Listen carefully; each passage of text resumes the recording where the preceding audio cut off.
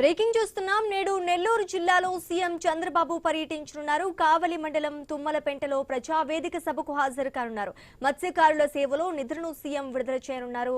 ప్రభుత్వం ప్రతి కుటుంబానికి 20,000 సాయం అందించనుంది. 1.30 లక్షల మత్స్యకార కుటుంబాలకు లబ్ధి చేకూరనుంది.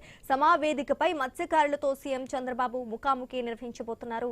ఈ కార్యక్రమం తర్వాత టీడీపీ నేతలు కార్యకర్తలతో సమావేశం కానున్నారు సీఎం చంద్రబాబు. ఇక ఇదే అంశానికి సంబంధించి మరింత సమాచారం మా ప్రతినిధి సాగర్ అందిస్తారు. సాగర్, చెప్పండి.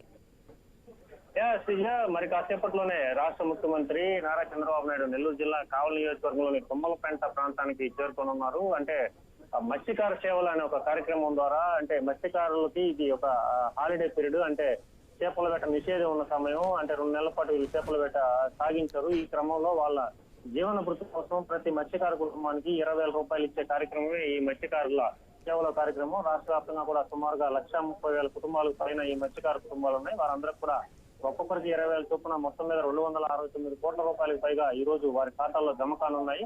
ప్రధానంగా రాష్ట్ర ముఖ్యమంత్రి చంద్రబాబు నాయుడు నేరుగా కూడా నెల్లూరు జిల్లాలో పర్యటించి ఆ యొక్క ప్రజావేదిక ద్వారా మత్స్యకార కుటుంబాలకి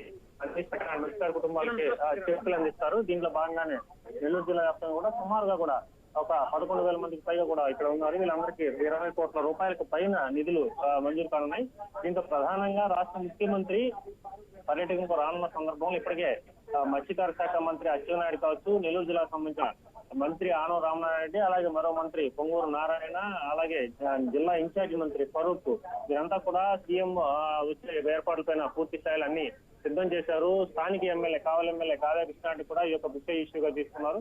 సో మొత్తం మీద ఈ మత్స్యకార సభలో సీఎం పర్యటించిన సందర్భంలో సుదీర్ఘంగా కూడా నెల్లూరు జిల్లాలో ఆయన పర్యటన ఉండబోతుంది. అంటే మరి కాసేపట్లో 10 గంటలకి ఇక్కడ తుమ్మలపేటకు చేరుకోనున్నారు. అనంతరం కూడా 10-15 గంటలకి ప్రజావేదికి రానున్నారు. సుమారుగా సాయంత్రం 3:15కి తిరిగి వెళ్తారు ఇక్కడ నుంచి.